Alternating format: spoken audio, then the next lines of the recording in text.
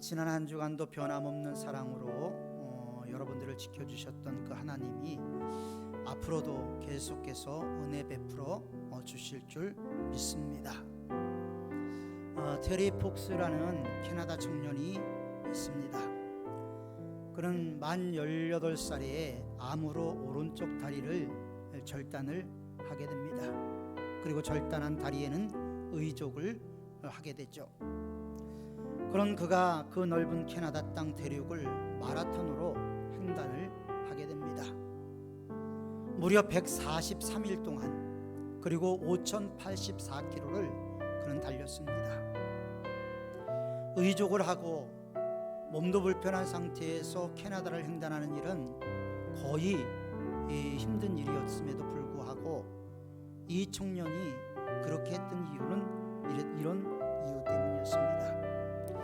나와 같이 암으로 고통받는 사람들에게 어떻게든지 도와주고 싶었고, 또 의족을 한 장애자라도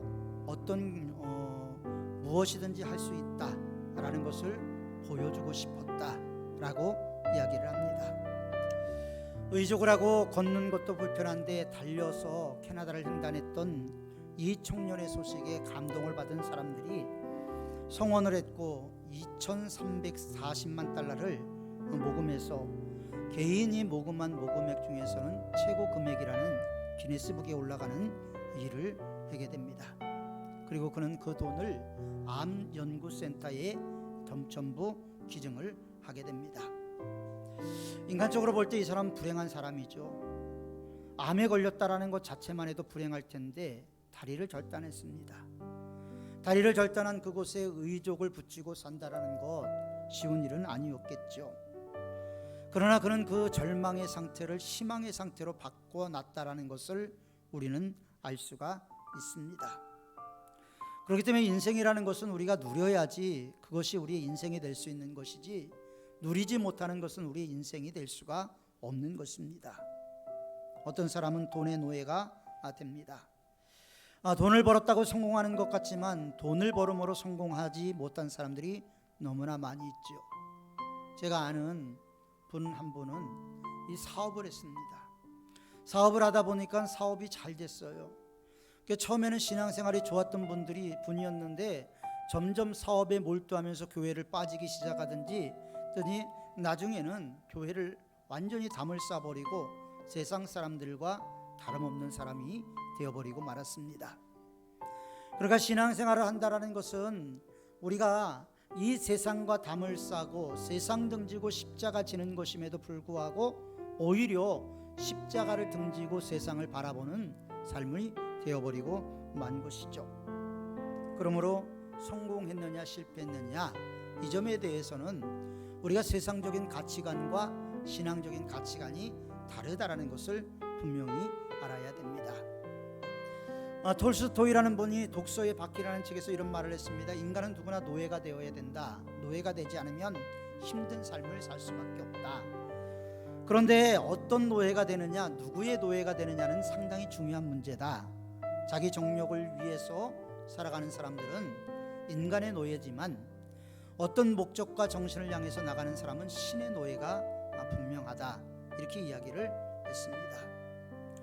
무엇을 이야기하는 것이냐면 우리는 무언가에 매여서 이 세상을 살아간다는 거죠. 우리가 자유한 것 같지만 무언가에 매여 있습니다.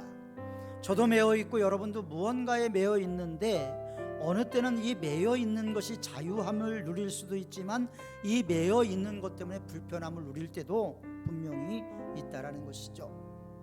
그래서 우리가 돈을 사랑하는 사람들은 돈의 노예가 되죠. 명예를 사랑하는 사람들은 비참해지는 경우를 종종 보게 됩니다. 자기 지식과 편애에 매인 사람, 아무리 생각을 바꾸려고 해도 바뀌어지지가 않게 되죠. 나쁜 습관이 얼마나 우리를 힘들게 합니까? 그러나 습관 하나 고치는 것도 쉽지가 않아요. 우리가 연예인 중에서 코미디언이었던 이주일 씨를 잘 알죠.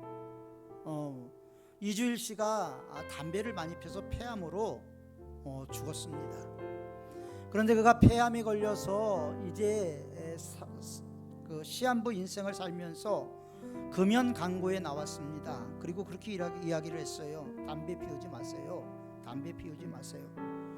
이주일 씨가 폐암에 걸려서 자기의 그 실체를 놓고 이야기하면서 담배 피우지 말라고 했더니 담배 매상이 뚝 떨어졌다고 합니다. 그런데 넉 달이 지나니까 그 매상이 다시 유지가 되더랍니다. 그러니까 우리가 아무리 노력하고 우리가 아무리 결단해도 쉽지 않다라는 것을 우리는 잘 알고 있는 거죠. 담배가 몸에 나쁘다는 거 분명히 알매도 불구하고 그래서 끊어야 되겠다 이야기를 하지만 그것조차 쉽지가 않습니다. 담배를 안 펴본 사람들은 저 사람들 왜 그렇게 담배를 못 끊을까 하지만 담배를 펴본 사람들은 담배 끊는 게 너무나 어렵고 힘든 일이라는 걸 잘 알고 있기 때문에 그렇습니다. 저도 여러 번 실패를 했습니다만은 하나님의 은혜가 아니고서는 우리가 아무것도 할 수 없다는 것을 발견하게 되는 것이죠. 저는 가끔 그런 생각을 합니다. 시편 128편에 보면 하나님이 사랑하는 자에게 잠을 주신다 라고 이야기를 하고 있죠. 잠은 어떤 사람이 자죠? 염려가 없는 사람, 근심이 없는 사람이 잠을 자는 거예요. 염려가 있으면 잠이 안 옵니다. 염려가 크면 밤에 뜬 눈으로 밤을 새우죠.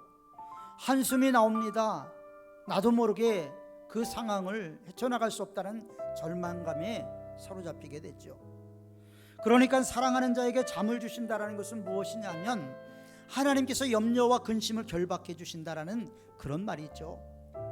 하나님께서 평안하게 잠을 주셔야 잠도 평안하게 자는 것이지 하나님께서 허락하지 않으면 잠도 자유롭게 평안히 잘 수 없는 것이 바로 저와 여러분들의 삶입니다. 그렇기 때문에 그리스도 안에서 우리는 자유함을 누려야지 그리스도 밖에서 자유함을 누리면 안 되게 되어 있습니다. 오늘 본문에서 사도 바울은 자신을 포로된 존재다 이렇게 고백을 합니다. 사실 사도 바울이 다메섹 두성에서 예수님을 만나지요. 바울은 누구를 핍박했습니까? 예수 믿는 사람들을 핍박했어요. 그런데 다메섹에서 후련히 강하고 급한 불길이 임하면서 사울의 눈이 어두워졌습니다. 바울은 전에 이름이 사울이었걸랑요. 사울의 눈이 어두워졌어요.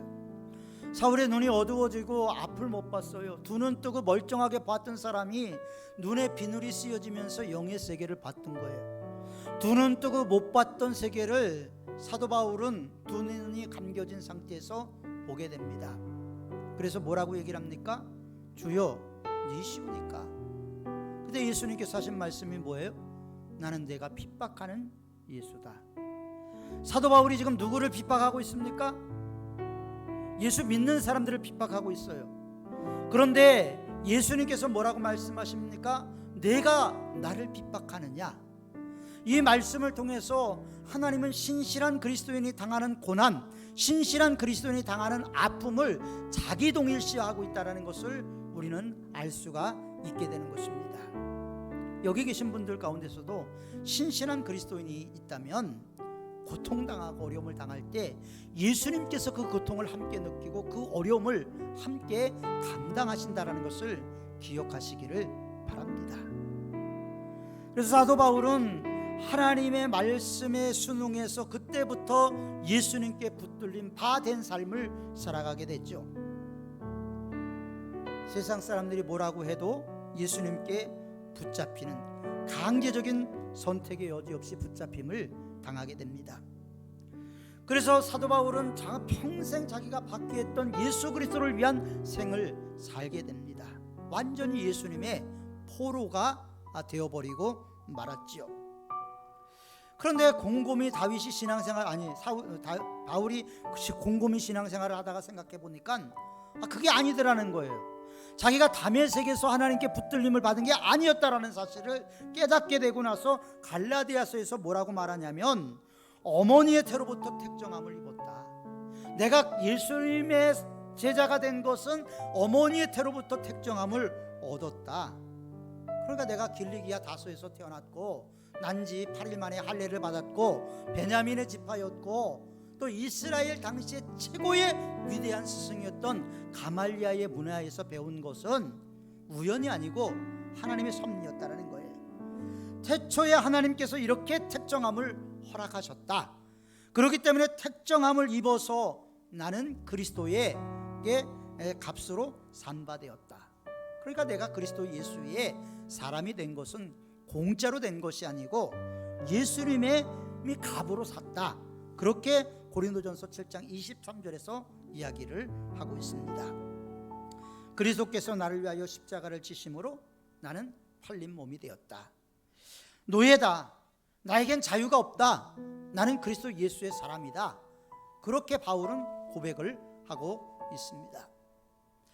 제가 가장 존경하는 신학자 중에 한 명이 독일의 유명한 신학자 디트리히 보네퍼라는 신학자입니다. 이분은 나치에 의해서 처형을 당했죠. 그런데 그분이 감옥에 있으면서 옥중서신이라는 내용의 책이 나왔는데, 감옥에서 쓴 글들, 편지들을 모아서 책을 만들었는데 너무 유명한 책이 됐어요. 이 책에서 보네퍼는 그렇게 이야기를 합니다. 나는 어떤 자일까? 나는 어떤 자일까? 그렇게 묻고 나서 얼마나 이 질문이 우스운 질문이냐, 이렇게 이야기를 합니다. 내가 어떤 자일까? 하나님 당신이 아십니다. 나는 당신의 것입니다. 우리가 물을 것도 없이 이 자리에 나왔다는 것도 우리가 하나님의 자녀이고 하나님의 것으로 이 자리에 나와 있는 것 아니겠습니까? 보네퍼는 그렇게 얘기를 했어요. 그렇기 때문에 나는 누구인가라는 유명한 시를 씁니다.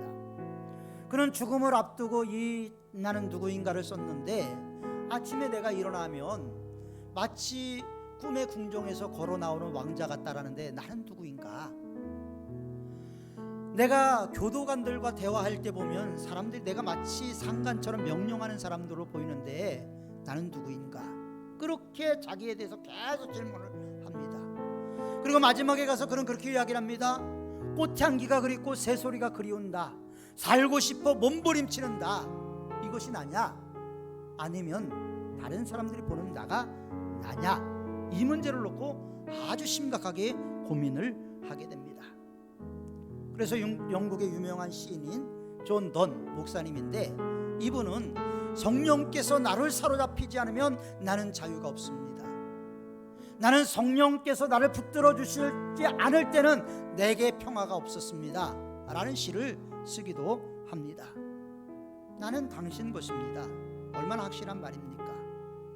그런데 많은 사람들이 교회에 나와 있지만 주님의 것으로 자신을 드리는 사람들은 많지가 않은 것 같습니다.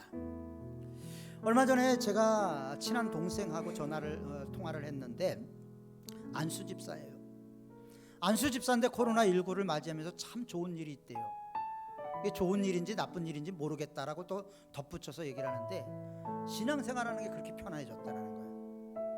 코로나 전에는 찬양대 해야지, 부서 부장해야지, 차량 또 찬양대 봉사, 차량 운행, 뭐 남성교회 일, 막 여러 가지 일을 하느라고 정신이 없었는데, 코로나가 되니까 형식적으로 앉아 있어도 되고 찬양 연습도 안 하고 너무나 좋다라는 거예요. 그 얘기를 듣는 순간 제가 깜짝 놀랐어요. 코로나가 우리 한국의 그리스도인들의 신앙을 다 망가뜨리고 있구나. 신앙이 다 무너지고 있구나. 하나님 중심에서 세상 중심의 평안함으로 옮겨가고 있다는 것을 발견하고 소스라치게 놀란 적이 있습니다. 그런데 본문에서 사도 바울은 뭐라고 말합니까? 철저하게 자신을 그리스도의 노예라고 얘기를 해요. 노예. 주님께 붙들림을 받았다라는 겁니다. 먼저 자기 목적이 붙들림을 받았는데, 내가 누구를 위해서 사는가? 전에는 내가 예수 믿는 사람들을 핍박하고 율법을 위해 살았는데, 나중에 보니까 율법의 의로 구원받을 자가 없고 예수 그리스도 외에는 자유함과 구원의 길이 없더라. 그래서 사는 것도 그리스도니 라고 말을 하면서 모든 것이 죽는 것도 유익하다. 내가 그리스도의 안에 있으면 사는 것도 중요하지만 죽는 것도 괜찮겠다. 사도 바울은 그리스도 아니라는 것을 상당히 강조를 하고 있습니다. 내가 사는 것 자체가 그리스도요, 내가 살아있는 것이 다 주님께 붙들림을 받은 데 있다라고 이야기를 하는 것이죠. 여러분들은 어떻습니까? 주님께 붙들림을 받고 살아가고 계십니까? 주님께서 여러분들을 붙들어주고 계십니까? 고린도후서에서 그는 저가 모든 사람을 위해 죽으심은 다시 자신을 위하여 살지 않고 그를 위하여 죽었다가 다시 사신 자를 위하여 살게 하려 하심이라. 무슨 말입니까? 예수님이 우리를 위해서 죽은 것은 너희들 자신을 위해서 살지 말고 그리스도를 위해서 살라, 그런 의미에서 십자가를 지셨다라고 성경은 말씀하고 있는 거예요. 그러니까 예수 믿으면 삶의 혁명이 일어나야 돼요. 나를 위하여 살던 사람이 예수님을 위해 사는 사람으로 바뀌어집니다. 자기중심적인 축이 그리스도 중심 축으로 바뀌어질 때, 그때서야 그 사람을 우리는 그리스도인이라고 이야기할 수가 있는 것이죠. 교회에 나온다고 그리스도인이 아니고 우리의 마음이 그리스도께 가 있을 때 그리스도인이 될 수가 있는 것입니다. 그리스도인이라는 말을 크리스티아누스라고 하는데, 이 말은 그리스도께 속해 있는 사람. 그러면 여러분, 그리스도께 속해 있습니까? 신중하게 생각해 봐야 돼요. 그리스도께 속해 있는지 여러분 자신이 여러분들을 잘 알고 있기 때문입니다. 일부 예배 때 그런 얘기를 했어요. 코로나 때문에 너무 신앙이 많이 무너져서 앞으로는 좀 많이 부담 가는 설교를 하게 될 거라고 말씀을 드렸어요. 왜냐하면 우리 신앙이 하나님 중심이 되어야 되는데, 어느 순간부터 하나님이 우리 중심에서 밀려나고 그 우리 중심에 세상이 들어와서 마치 하나님인 것처럼 앉아있는 그런 사람들이 너무나 많고 많이 있기 때문입니다. 사도 바울은 그러기 때문에 그리스도께 붙들림을 받고 나서 그리스도를 아는 지식이 너무나 고상하다, 그리스도를 아는 것이 너무나 존귀하다, 그리스도를 아는 것이 너무나 귀하다, 이렇게 말씀을 하고 있습니다. 여러분, 성경을 읽고 그리스도를 알고 진리를 아는 것 너무나 고상해서 하나님의 말씀을 묵상하십니까? 하나님의 말씀대로 살려고 몸부림을 치고 계십니까? 예수님을 아는 것이 너무나 고상해서 내가 그동안 귀하게 여겼던 것을 분토처럼 여기며 살아가고 계십니까? 그리스도를 아는 지식 때문에 행복한 삶을 살고 계십니까? 예수님보다 세상을 더 사랑했던 어떤 사람이 있었어요. 이 사람이 임종에 가까워서 나는 지옥 갈 거야 생각했는데 임종이 되었어요. 심판대 앞에 섰더니 베드로가 묻습니다. 천국 가고 싶어? 지옥 가고 싶어? 저한테 선택권이 있습니까? 있다고. 그래서 그러면 이왕 은혜를 베푸는 김에 내가 지옥하고 천국을 한번 여행을 해보고 결정할 수 있냐고. 결정하라고. 천국을 갔어요. 천국에 가보니까 너무 밍밍한 거예요. 재미가 없어요. 천사들이나 성도들이나 다 흰옷 입고 하나님만 찬양하고 경배만 드리는데 너무나 재미가 없는 거야, 세상에 비해서. 여기는 내가 있을 곳이 아니다, 그렇게 생각을 하고 지옥을 갔습니다. 지옥을 가봤더니 천국처럼 따분하지 않고, 뭐라고 지옥이 어떤가 하면 카지노도 있고 술집도 있어요. 여자들도 많고 왁자지껄해요. 그래서 베드로에게 가서 얘기했습니다. 아무래도 나는 지옥 체질인 것 같다고, 나를 지옥으로 보내달라고. 지옥으로 보내줬어요. 그런데 자기가 보고 온 것이 사실이 아니었던 거예요. 지옥에 갔더니 뜨거운 불 속에서 고난을 당하고 엄청난 채찍질을 당하고 이 세상에서 상상할 수 없는 고통을 다 경험하는 거예요. 그래서 저승사자에게 물어봤답니다. 지난번에 내가 왔을 때 여기 이 모습이 아니지 않느냐? 그랬더니 안내자가 하는 말이, 그때는 관광 비자로 왔고 이제는 영주권으로 왔기 때문에 지금 현실대로 사는 거라고, 그렇게 이야기를 하더랍니다. 여러분, 우리의 예배가 여행 비자, 관광 비자가 아닌 거예요. 그런데 많은 사람들이 예배를 관광 비자처럼 생각하기 때문에 하나님 나라에 대한 소망을 잃어버리고 살아가는 겁니다. 천국은 아무나 가는지 아십니까? 천국에 가서 행복할 사람이 천국에 가는 거예요. 천국에 가서도 행복하지 않는 사람들은 지옥이 가는 거예요. 체질이 지옥인데 어떻게 천국에 가겠습니까? 예배드리고 찬송하고 성경 공부하고 말씀 사모하는 게 좋아야 되고 기뻐야 되고 행복해야 되는데 부담스러워요. 마음이 항상 다른 곳에 가 있어요. 사도 바울은 이 모든 것을 배설물로 여겼다는 거예요. 왜? 그리스도를 아는 지식이 고상함으로 거기에 만족을 누린다라는 거예요. 그동안에 자기가 알았던 아주 존귀한 것들을 배설물로 여긴다라는 거예요. 여러분, 사도 바울을 성경에서 바울 그러니까 뭐 우스운 사람으로 보면 안 돼요. 사도 바울은요, 당시의 사회에서 최고의 지식인이었고요, 출세 가도를 달리던 그런 사람이었습니다. 아주 훌륭한 바리새인이었어요.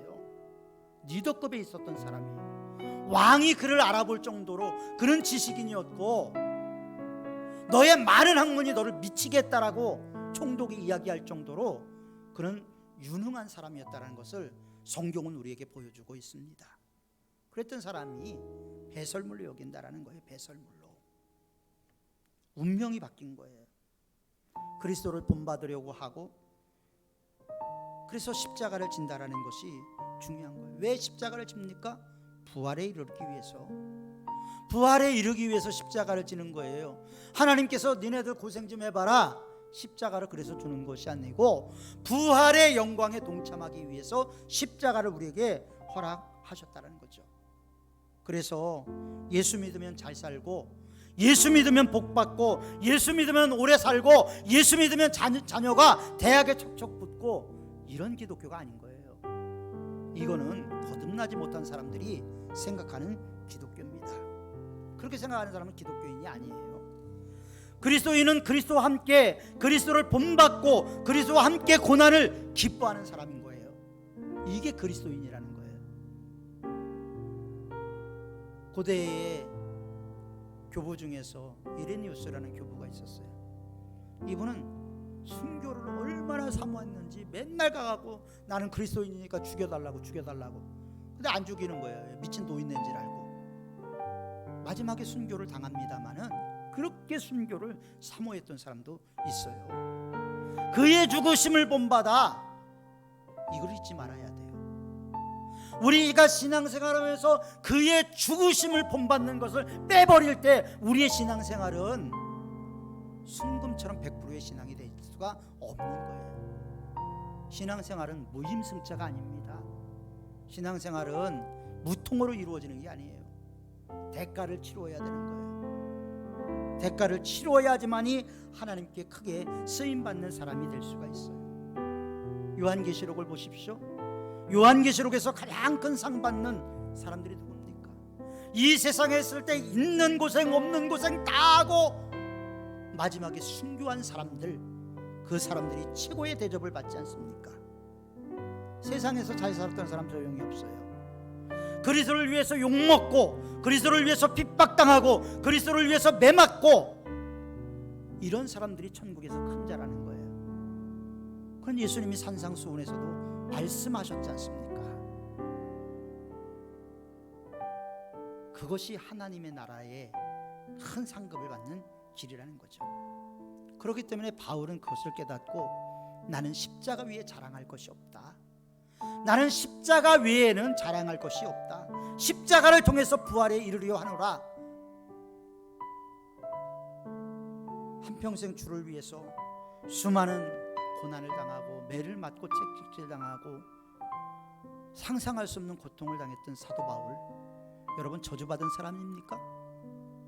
만약에 우리가 예수 믿어서 복받는 것만 생각한다면 사도 바울은 저주받은 사람들이고 사람이요 초대교회 그리스도인들은 다 저주받은 사람들이에요. 신앙이 그게 아니라는 거예요. 그래서 십자가를 지고 나를 따르라고 말씀하시지 않습니까?